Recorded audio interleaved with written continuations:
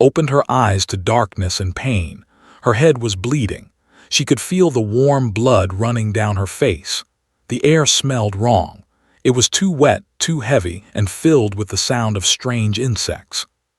She tried to move, but her body screamed at her. Every muscle hurt. Every bone felt broken. But she was alive. That was something. The last thing she remembered was the alarm on the horizon. Red lights, screaming metal. Then the ship was falling and everything went black. Now she was here, wherever here was. Pushed herself up from the ground. Her hands touched wet leaves and soft mud. Above her, through gaps in massive trees, she could see 2 moons in a purple sky. This was not Earth. This was not anywhere she knew. She was a cargo captain. She moved supplies between colonies. She was not a soldier. She was not a fighter. She was just a woman who wanted to pay her bills and see new stars. The jungle around her was alive with noise. Things moved in the shadows. Things with too many legs. Things with glowing eyes that watched her from the darkness. Stood up slowly. Her uniform was torn. Her boots were still on her feet. That was good. You could survive many things if you had good boots. Then she saw it. On the ground in front of her, placed with careful purpose, was a pistol. Next to it was a knife, and next to that was a small pile of bullets. She counted them. 10. Exactly 10. This was not an accident. Someone had left these for her.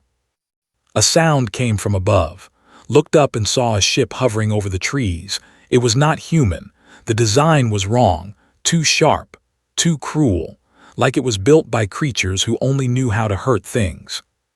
A voice came from the ship. It spoke in broken human language, like it had learned the words but not the meaning.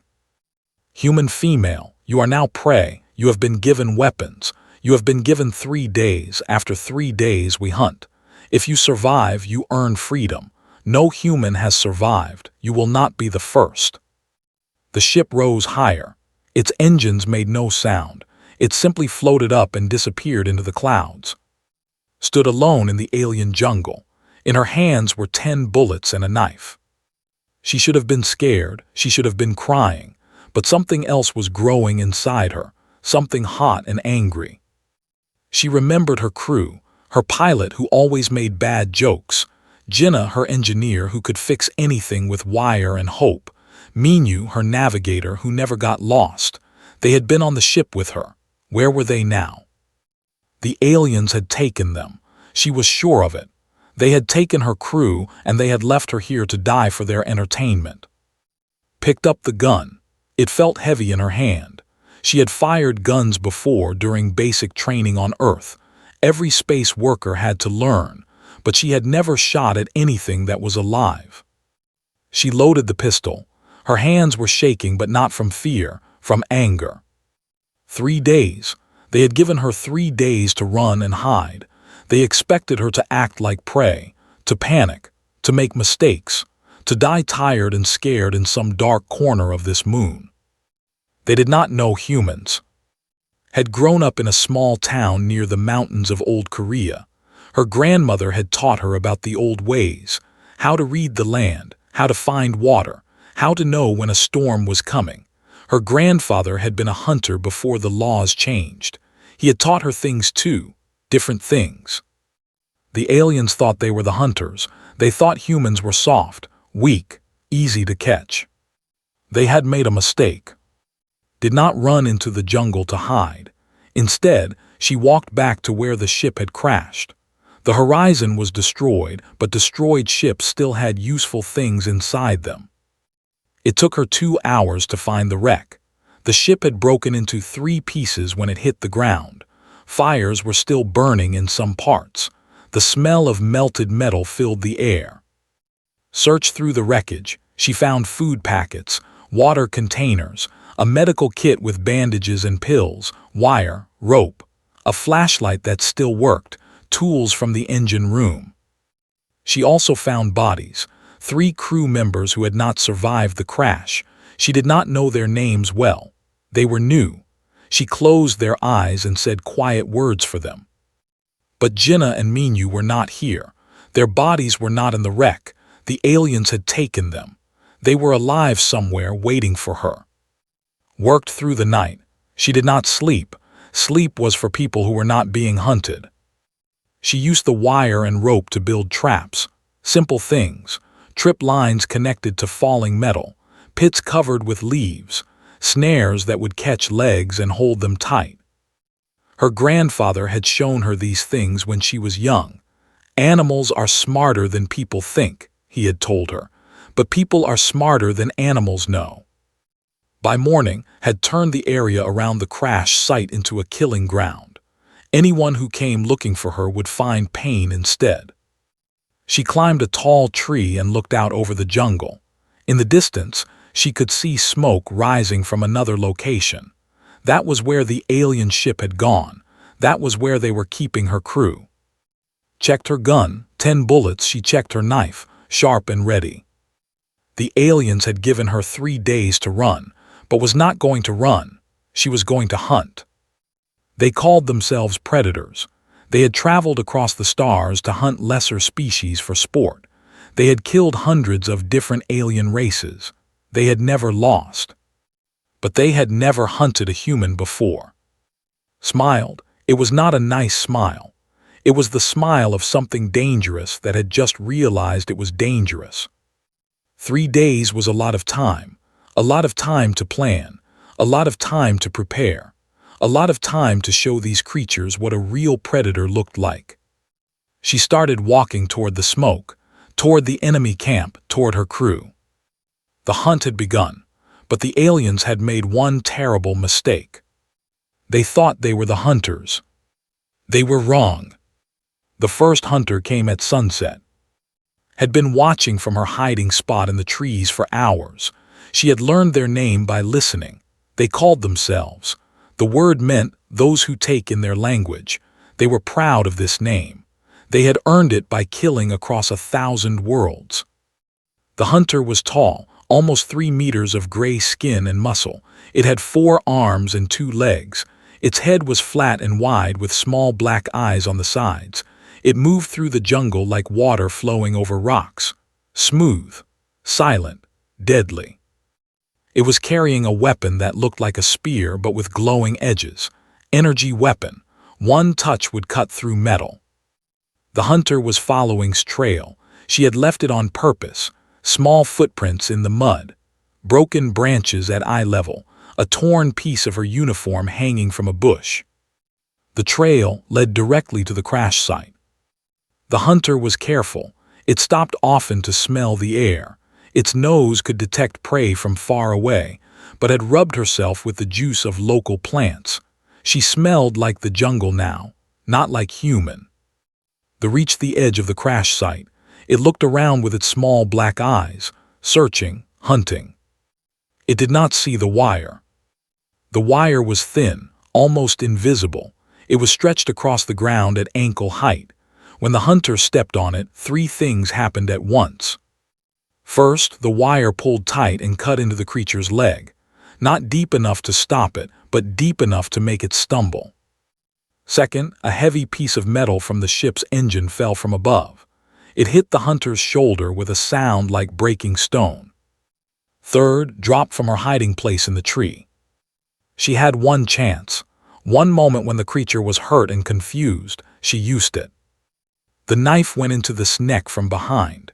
She had studied the bodies she found in the jungle, dead animals killed by local predators. She had learned where the blood was, where the life was. They made a sound like breaking glass. It tried to turn, tried to use its 4 arms to grab her, but was already gone, rolling away across the muddy ground. The hunter fell. It took a long time to die, watched from a safe distance, knife ready, waiting to see if it would get up again.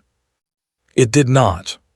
Felt nothing. She thought she would feel sick, thought she would feel guilty, but there was only cold purpose inside her. These creatures had taken her friends. They wanted to kill her for entertainment. They deserved what they got. She searched the body. The energy spear was too heavy for her to carry, but she found other useful things. A communication device. A small container of water that tasted like metal. a map that showed lights and symbols she could not read. One down, how many more? The answer came sooner than she expected. Another appeared before the first moon rose. This one was smaller but faster. It found its dead companion and made a sound of anger that shook the trees. Then it made a mistake. It called out too, challenged her. Human, you kill with tricks. Face me with honor. Face me like a true hunter. Did not answer. She was not interested in honor. She was interested in survival. The second hunter searched for her trail. It was smarter than the first one. It did not follow the obvious paths. It circled around, looking for where she might be hiding. But was not hiding, she was moving. While the searched the crash site, she circled behind it. Her steps were soft. Her breathing was slow. Her grandmother had taught her how to walk in the forest without making sound. Become the wind, the old woman had said. The wind goes everywhere but touches nothing. The stopped, its head turned. Maybe it heard something, maybe it smelled something. It raised its weapon. Did not give it time to think.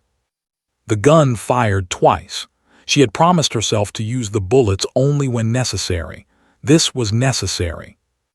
The first bullet hit the hunter's hand. The weapon fell. The second bullet hit its chest. They did not fall immediately. It turned toward her, its black eyes filled with something she recognized. Not anger, surprise, complete and total surprise. It had never expected the prey to fight back, not like this. What are you? It asked. The words came out broken, wet. I am human, said. The creature fell. 2 down, 8 bullets left. Moved quickly. She took everything useful from the second body. More importantly, she took its communication device and listened. The language was harsh and clicking. She could not understand most of it, but she understood the tone. They were scared. 2 hunters dead in one day. This had never happened before. She heard a word repeated many times. A name, maybe, or a title. The leader was talking, giving orders. The tone was angry, but also something else. Worried. Good, let them worry. The night brought new challenges. The jungle came alive with predators, things that glowed in the dark, things with too many teeth. They smelled the blood from the dead and came looking.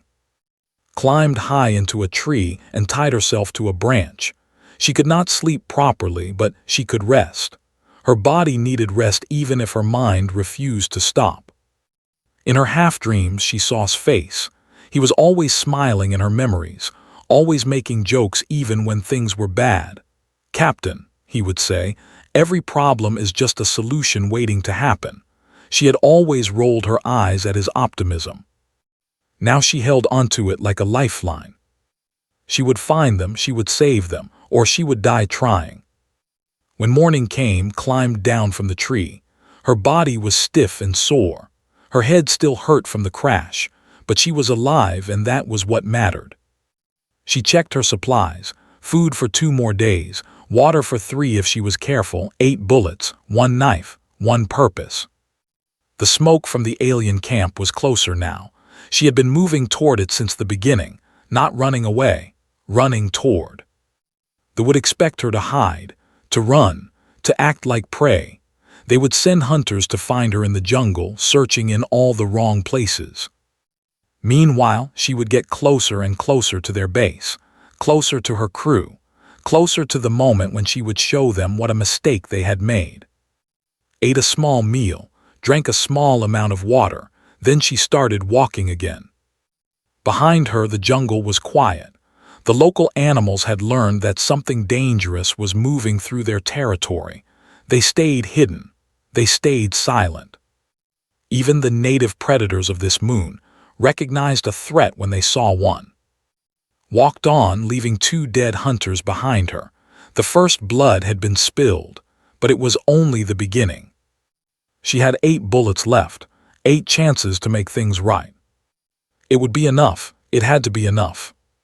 The real hunt was just beginning. The camp was smaller than expected. 5 structures made of dark metal, a ship large enough to carry 20 hunters, and a cage. The cage was in the center of the camp. Inside it, she could see figures moving, human figures. Her crew was alive. Watched from the edge of the jungle for a full day, she counted the remaining hunters. 8. They moved in pairs now, never alone. They had learned from their dead companions. But watching taught her other things too. They drank from a central water container. They ate their meals together at the same time. They followed patterns, routines. They were organized, which made them predictable. At night, only 2 guards stayed awake. The others slept in the largest structure. They were confident in their camp. Why would prey come to them? Prey always ran away. Smiled in the darkness. Prey was exactly what she was not. On the second night, she made her move. The jungle on this moon had many plants. Some were safe. Some were deadly. Had spent hours studying them during her journey. She had tested them on small animals. One plant in particular had interested her. It had bright blue flowers and roots that smelled like honey. The animals that ate those roots died within hours. Not quickly, slowly, painfully. Had collected enough roots to fill both her pockets. Getting to the water container was the hardest part. She had to crawl on her stomach through the mud. She had to move so slowly that even her heartbeat felt too loud. The guards walked past her 3 times. Each time, she pressed herself flat against the ground and stopped breathing. It took her 4 hours to cover 50 meters. But she made it. She dropped the crushed roots into the water. Then she crawled back the same way she came. By morning, 3 more were dead. The camp erupted in chaos. The hunters ran in circles, shouting in their clicking language. They checked the jungle. They checked the sky. They did not check the water until it was too late. Watched from her hiding place and felt nothing. These creatures had killed for sport. They had made entertainment out of murder. They deserved worse than this. 5 hunters left, 8 bullets remaining. Inside the cage, she could see her crew watching the chaos. Was standing near the bars, his face pressed against the metal. He was looking at the jungle, looking for her. He knew. Somehow, he knew she was out there. Hold on, she thought, I am coming. The leader finally took control. He was larger than the others, older. His gray skin was marked with scars from many hunts. He gathered the remaining 5 hunters and gave them orders. 2 would stay to guard the prisoners. 3 would hunt. The hunters left the camp in different directions. They were being careful now. Smart. They moved through the jungle with their weapons ready, checking every shadow. But was not in the shadows anymore. She had climbed the tallest tree near the camp. From above, she could see everything. The guards below, the prisoners in the cage, the 3 hunters spreading out into the jungle. 1 hunter went north, 1 went south, 1 went east. Went after the one heading east. This hunter was nervous. She could see it in the way he moved. Quick head turns, twitching hands. He jumped at every sound. The deaths of his companions had broken something inside him. Fear was a weapon, had learned this from her grandfather. A scared animal makes mistakes, he had told her. Fear is the hunter's best friend. She followed the nervous hunter for an hour. She let him hear her footsteps sometimes. Let him see movement in the corner of his eye. Every time he turned, she was gone. Every time he relaxed, she made another sound. By the time she was ready to strike, the hunter was shaking. His weapon trembled in his 4 hands. His black eyes were wide and wild. Show yourself, he screamed at the jungle. Face me, stop hiding. Stepped out from behind a tree. She was 10 meters away, close enough to see the shock on his face. You wanted me to show myself, she said. Here I am. The hunter raised his weapon, but his hands were shaking too much. His shot went wide, burning a hole in a tree 3 meters to her left. Did not shake, her hand was steady, her eyes were clear. 1 bullet, 1 shot, the hunter fell. 4 hunters left, 7 bullets remaining. She did not wait for the others to find the body. She moved quickly through the jungle, circling around to where the southern hunter had gone. This one was smarter. He had found a defensive position on a rocky hill. He watched all directions at once. His weapon was ready. But he had to sleep eventually. Waited, hours passed. The sun moved across the purple sky. Finally, the hunter's eyes began to close. His head drooped. Sleep was taking him. She threw a rock. The hunter woke immediately, turning toward the sound. His back was to her for just 1 second. 1 second was enough. The knife flew through the air. It hit him in the neck. He made a wet sound and fell forward. 3 hunters left, 7 bullets still remaining.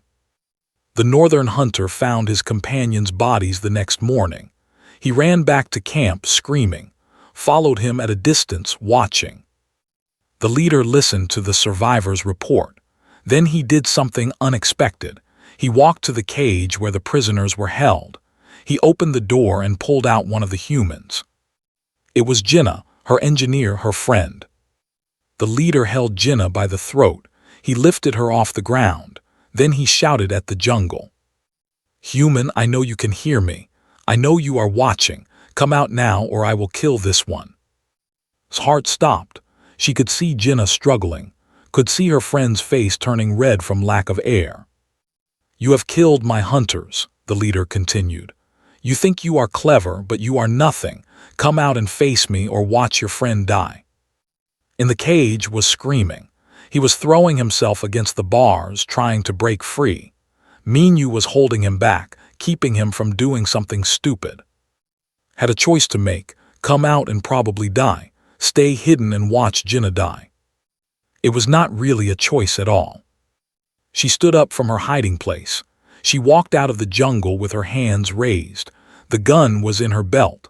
The knife was gone, still stuck in the northern hunter's neck. The leader saw her and made a sound like laughter.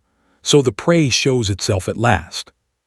"Let her go," said. Her voice was calm, steady. "Your fight is with me." The leader dropped Jinnah. She fell to the ground, gasping for air. 2 hunters grabbed her and threw her back in the cage.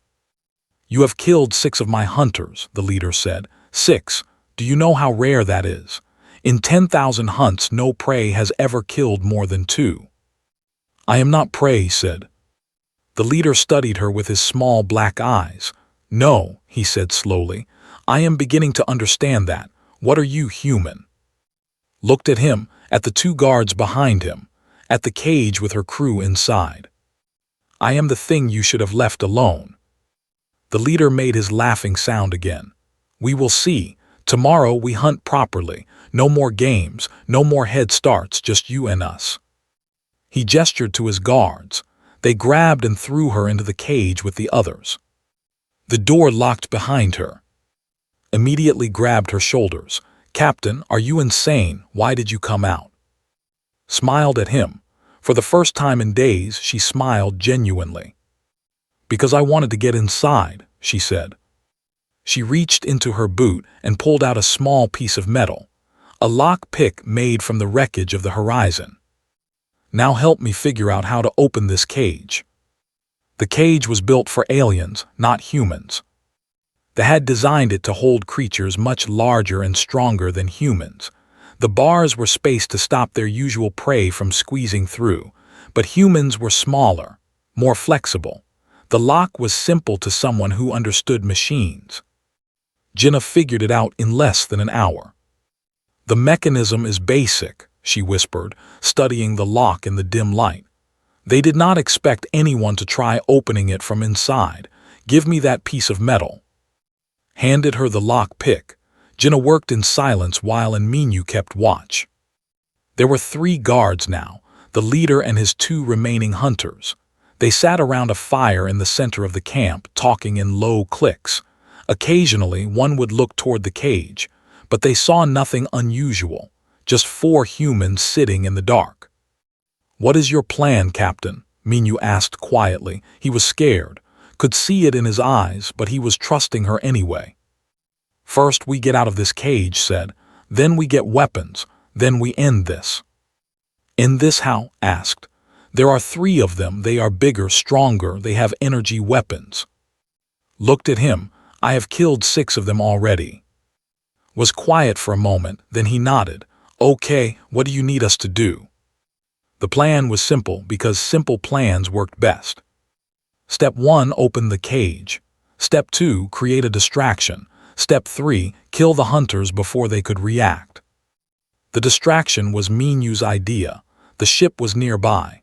It was powered by fuel cells that could explode if damaged correctly. Minyu knew ships. He knew how to make them burn. Give me 5 minutes with the engine compartment, he said. I can make it look like an accident, something overheating. They will have to check it. Jinna finally got the lock open. It made a soft click. Everyone froze. The guards did not react. They had not heard. Now we wait for the right moment, whispered. That moment came near midnight. One of the guards left to patrol the camp perimeter. Another went to sleep in the main structure. Only the leader remained by the fire, alone. The cage door opened slowly, silently. 4 humans slipped out into the darkness. Minyu moved toward the ship. Jinna went with him to help, stayed with. Captain, he whispered, I need to tell you something. Later. No, now, in case we do not survive. He paused. I always thought you were the best captain I ever served under. I wanted you to know that. Looked at him. In the firelight she could see his face. He was scared but determined, ready to fight, ready to die if necessary. We are going to survive, she said, and you can buy me a drink when we get home. Before could respond, the ship exploded. It was not a big explosion, just enough to blow open a panel and start a fire, but it was loud. The flames lit up the night sky. The leader jumped to his feet. He shouted something in his clicking language. The guard who had been patrolling came running. The one who had been sleeping burst out of the structure. They all ran toward the burning ship. All except the leader. He stopped. His head turned toward the cage. Even from 50 meters away, could see his eyes narrow. He knew. The humans, he roared, find the humans. But by then was already moving. She had found her knife during the confusion. It had been thrown aside after they took it from the dead hunter. Now it was back in her hand where it belonged. The first guard died without seeing her. She came out of the darkness like a ghost. The knife opened his throat before he could make a sound. The second guard was faster. He turned. His weapon came up, but tackled him from the side. They went down in a pile of arms and legs. Was smaller, weaker, but he was fighting for his life, and that gave him strength he did not know he had. Could not help him. The leader was coming. The Alpha was everything the others had not been. Fast, smart, experienced. He did not charge blindly. He moved carefully, his weapon ready, his black eyes tracking her every move. You are remarkable, he said. I have hunted for 200 years. I have never seen anything like you. Then you have not hunted enough, replied. He made his laughing sound. Perhaps, but this ends now. You have no more tricks, no more traps. It is just you and me, human. He was right. She had 1 bullet left, 1 knife, and she was facing the strongest hunter on this moon. The leader attacked. He was fast, faster than she expected. His 4 arms swung in patterns designed to confuse, to overwhelm. His weapon sliced through the air, leaving trails of glowing heat. Dodged, ducked, rolled. She could not match his strength, but she could move where he did not expect. The fight moved across the camp, past the burning ship, past the cage, past the bodies of the hunters she had killed. She was getting tired. Her arms were heavy. Her legs were slowing. The leader knew it. He pressed harder, forcing her back. You fought well, he said. Better than any prey I have known, but it ends the same way. It always ends the same way. His back hit a wall. The structure behind her blocked any escape. She was trapped. The leader raised his weapon for the killing blow. Reached for her gun. 1 bullet, 1 chance. She fired. The bullet hit his weapon, not him. The energy spear exploded in his hands. He screamed as burning metal tore into his palms. But he was not dead. He was hurt but not dead. and now had no bullets left. The leader stared at his ruined hands. Then he looked at her with something new in his eyes. Hate, pure, burning hate. "I will tear you apart," he said. "With my bare hands, I will make it last for days." He charged. Did not run, she did not try to dodge, she ran toward him. It was the last thing he expected. Prey did not run toward predators.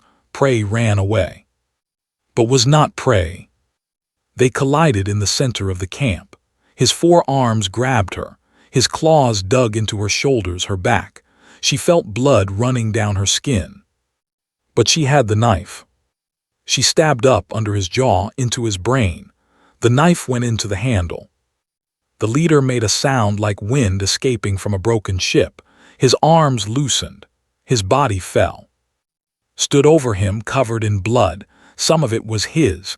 Some of it was hers. She did not know which was which anymore. Behind her, she heard shout. She turned and saw him standing over the body of the second guard. He was bleeding from a cut on his face, but he was alive. Minyu and Jinna came running from the burning ship. They stopped when they saw the leader's body, when they saw standing over it. "Captain," Jinna whispered, you did it." Looked at her crew. They were all alive, hurt, scared, but alive. "We did it," she said, "together." She dropped the knife. She was so tired, so incredibly tired. But it was over. The hunters were dead. The prey had won. Caught her before she collapsed. "I believe you owe me a drink," she said, and then everything went dark. Woke up to the sound of rain. She was lying on something soft, a bed maybe. Her body hurt everywhere. Bandages covered her arms, her shoulders, her back. Someone had cleaned her wounds and dressed them carefully. She opened her eyes and saw metal walls, a ship interior, but not the ship, something different. "She is awake." Jinna's face appeared above her. The engineer was smiling, but there were tears in her eyes. "Captain, you scared us. You have been sleeping for 3 days." 3 days. Tried to sit up, but her body screamed at her to stay down. "Easy," Jinna said, pushing her gently back. "The medical system says you lost a lot of blood. You need to rest." "Where are we?" asked. Her voice was rough, dry. "Ship, Minyu figured out the controls, is flying us toward the nearest human colony. We should arrive in 2 weeks. 2 weeks, home in 2 weeks, closed her eyes and let that thought wash over her. "The others?" she asked. "The crew who died in the crash?" Jinna's smile faded. "We buried them properly, with their names carved on stones. It was the best we could do." Nodded. It would have to be enough. Over the next few days, recovered slowly. Her body healed, though she knew the scars would stay forever. Every time she looked at her hands, she saw the blood on them. Not just blood. The blood of everyone who had died because of this hunt. Visited her often. He sat by her bed and talked about nothing. The stars they were passing. The strange food in the kitchen. The way Minyu kept trying to understand the alien navigation system.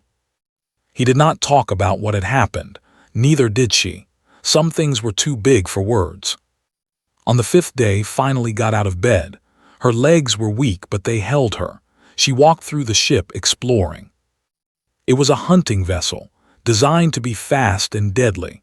The walls were decorated with trophies from past hunts. Skulls of creatures did not recognize. Weapons taken from fallen prey. Pictures of hunters standing over dead bodies. One wall was different. It was covered with recordings, video files, thousands of them. "What is this?" asked. Minyu answered. He had been studying the ship systems. Documentation. They recorded every hunt, every species they killed. It is their history. Scrolled through the files. She saw worlds burning, cities falling, species being wiped out for sport. They had been doing this for centuries, maybe longer. One file caught her eye. It was labeled differently than the others. She opened it. The recording showed a room full of, hundreds of them. They were watching screens that showed various hunts happening across the galaxy, cheering, celebrating, placing bets on which prey would die first. It was entertainment to them, all of it, every death, every species, just entertainment. Something cold settled in his chest. "Minyu," she said, "can this ship send messages?" "Yes, long-range communications. Why?" Looked at the screens. At the faces of the watching, their hunts like humans watched sports. "Because I have something to say." They found the communication center. Minyu helped her configure it to broadcast on all frequencies, every ship, every planet, every station where lived. Sat in front of the recording device, she looked at the camera. Behind her she could see the trophies on the walls, the skulls, the weapons. "Ready when you are, Captain," Minyu said. Took a breath, then she began. "My name is Captain of the human cargo vessel Horizon. 10 days ago, your people took my ship. They killed 3 of my crew. They captured the rest of us and brought us to one of your hunting moons." She paused, let the words sink in. "Your hunters gave me 10 bullets and a knife. They gave me 3 days to run. They thought I would be easy prey. They thought humans were weak, soft, simple creatures to hunt for sport." She leaned forward. "They were wrong. I killed them, all of them, your elite hunters, your apex predators. I killed them with 10 bullets, a knife, and 3 days that they should never have given me." She stood up and walked to the trophy wall. She pulled down one of the skulls and held it up to the camera. "You have hunted 1,000 species. You have filled your ships with trophies. You have built an empire on the blood of creatures you thought were beneath you." She dropped the skull. It shattered on the floor. "But you have never hunted humans before, and you will never hunt us again. We are not like the others. We do not freeze when we are scared. We do not give up when the odds are against us. We do not lie down and die because something bigger and stronger wants us to. We fight, we adapt, we survive, and when you push us, we push back harder than you can imagine." She returned to her seat, looked directly at the camera. "I am sending this message to every who can hear it. Share it, spread it. Make sure every hunter in your species understands what I am about to say." Her voice dropped, became cold. "Humans are not prey, we are not trophies, we are not entertainment. We are the thing that hunts back. You have worlds full of skulls and weapons from species you have killed, but you will never have a human skull on your wall, because any who tries to hunt a human will learn what I am teaching you today. We are not afraid of you. We will never be afraid of you. And if you come for us, we will do to you what I did to your hunters on that moon." She held up her hands. The scars were visible, the proof of what she had done. "I killed 10 of your best with nothing but scraps and determination. Imagine what we can do with ships, with weapons, with armies. Stay away from human space. Stay away from human ships. Stay away from human colonies. Because if you do not, you will learn why Earth calls its children the most dangerous species in the galaxy." She reached for the controls. "This is Captain speaking on behalf of humanity. You have been warned." The recording ended. Sat in silence for a long moment, then she looked at Minyu. "Send it." He pressed the button. The message flew out into the void, racing toward space at the speed of light. Behind her spoke, "Captain, do you think they will listen?" Stood and walked to the window. Outside, stars drifted past, billions of them.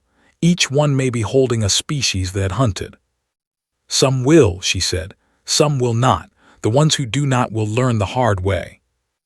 "And if they come back," Jinna asked, "if they bring more hunters?" Turned to face her crew. These 3 people who had survived hell with her, who had trusted her when everything seemed lost. "Then we will be ready," she said. "Humans are always ready. It is what we do." She looked back at the stars. Somewhere out there, they were receiving her message, watching her face, hearing her words, learning for the first time that the universe held something they had never expected to find. A species that hunted back. Smiled, it was the smile of a predator. The apex predators had left her with 10 bullets and a knife. It was the final mistake they ever made.